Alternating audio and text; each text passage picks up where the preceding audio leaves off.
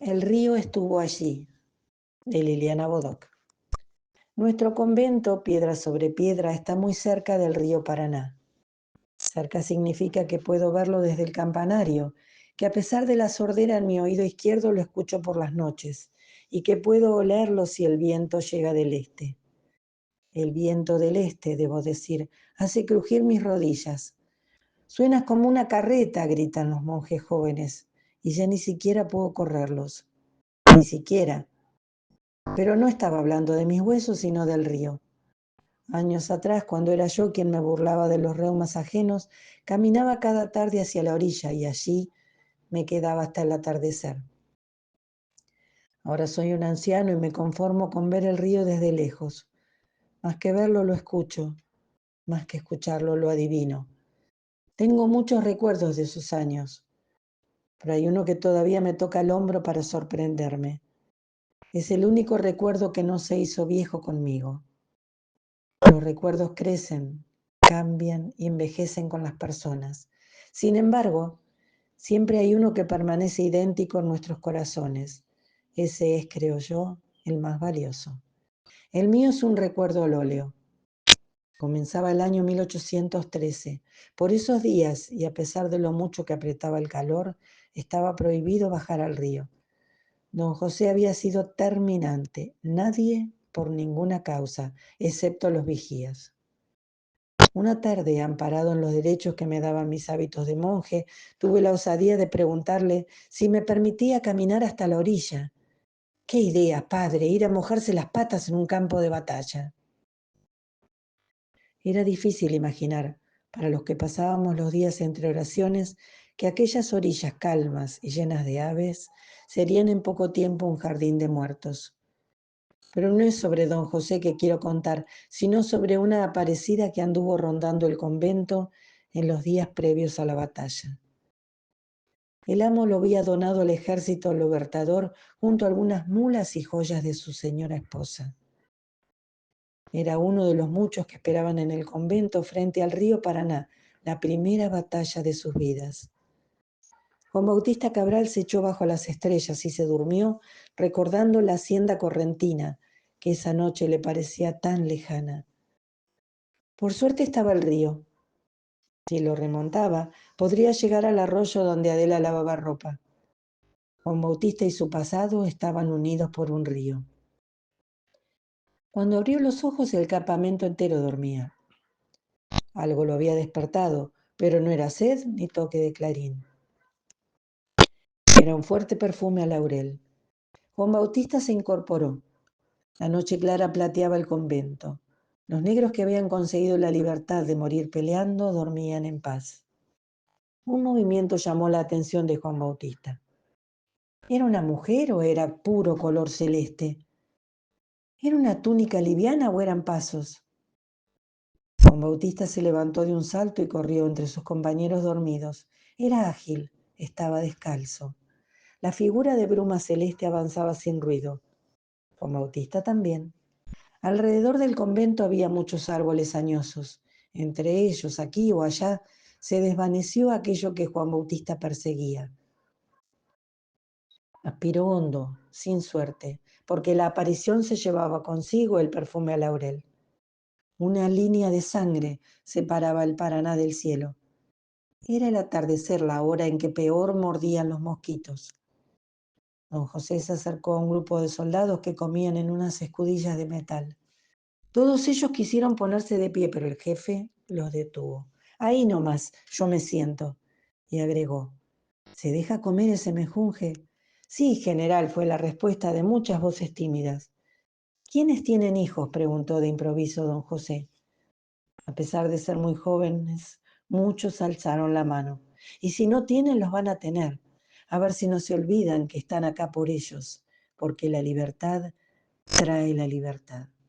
Juan Bautista Cabral recordó al pintor que había visitado la hacienda. ¿Acá hay algún correntino? Yo, señor, respondió Juan Bautista. Vamos a enseñarles que somos los más corajudos. José de San Martín aplastó un mosquito en su antebrazo. Enseguida se levantó, murmuró un saludo y se fue. Ninguno excepto Juan Bautista Cabral vio que sus botas dejaban un rastro de color verde. Un poco después, cuando los demás se marcharon, Cabral siguió las huellas de don José.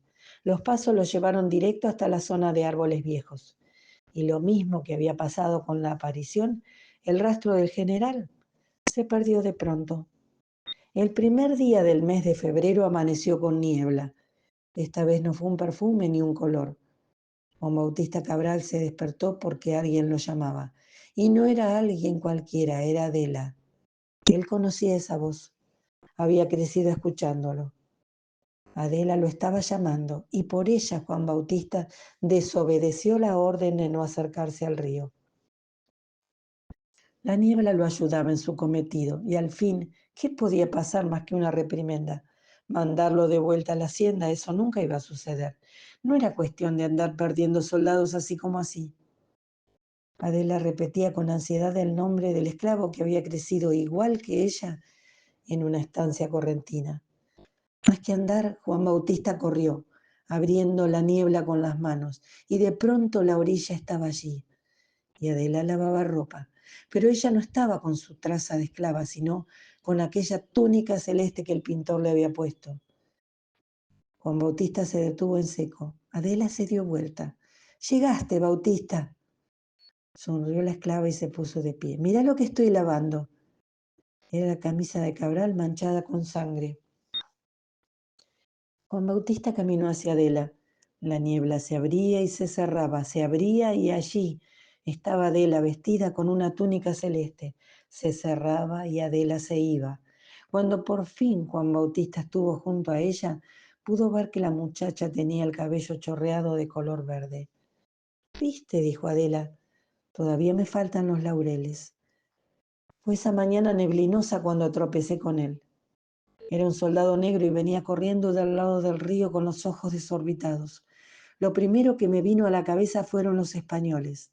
Estarían desembarcando y el pobre hombre tenía miedo. «Ánimo», recuerdo que le dije, pero entonces el soldado empezó a hablar y nada dijo de españoles ni de miedos. Vi a Adela, estaba lavando ropa en la orilla, pero no ella, sino la pintura que el amo Luis me mandó tirar al arroyo. Temí por su cordura y me pareció piadoso hacerlo entrar conmigo a la cocina del convento y darle una taza de mate cocido. Cuando estuvo un poco más tranquilo me senté frente a él. «¿Cómo te llamas?» «Juan Bautista Cabral».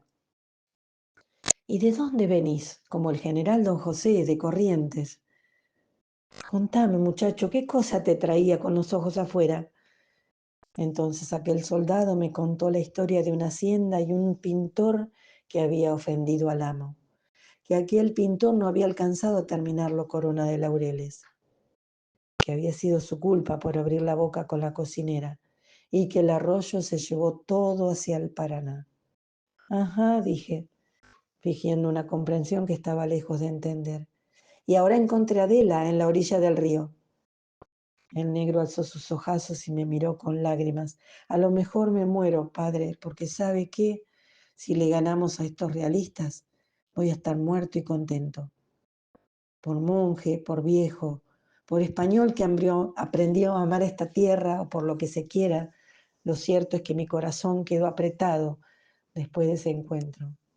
Y el rostro del correntino volvió a mi cabeza muchas veces durante ese día.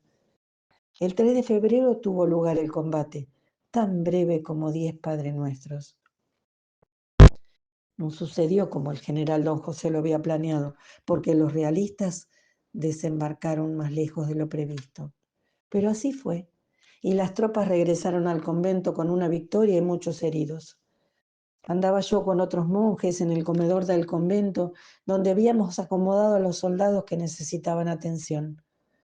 Hacíamos curaciones o bendecíamos según los casos. Ahí mismo escuché de un soldado que al parecer había salvado la vida de don José. Me indicaron cuál era y me acerqué a verlo. Ahí estaba. Era el muchacho del mate cocido y la extraña historia. De inmediato comprendí dos cosas. La primera, que se moría. La segunda, que deseaba hablarme. Me agaché hasta poner mi oído cerca de su boca. «Adela», musitó, Adela vino a buscarme. Mientras yo alzaba la cabeza, el moreno exhalaba por última vez, y los que estaban presentes quisieron saber qué me había dicho. Y a mí, Dios me perdone, no me pareció bueno repetir sus delirios. En cambio, recordé lo que aquel soldado me había dicho en la cocina y elegí esas palabras. Me muero, padre, pero ganamos y estoy contento. Por años caminé cada día hasta la orilla del río, esperando ver una lavandera vestida con túnica celeste.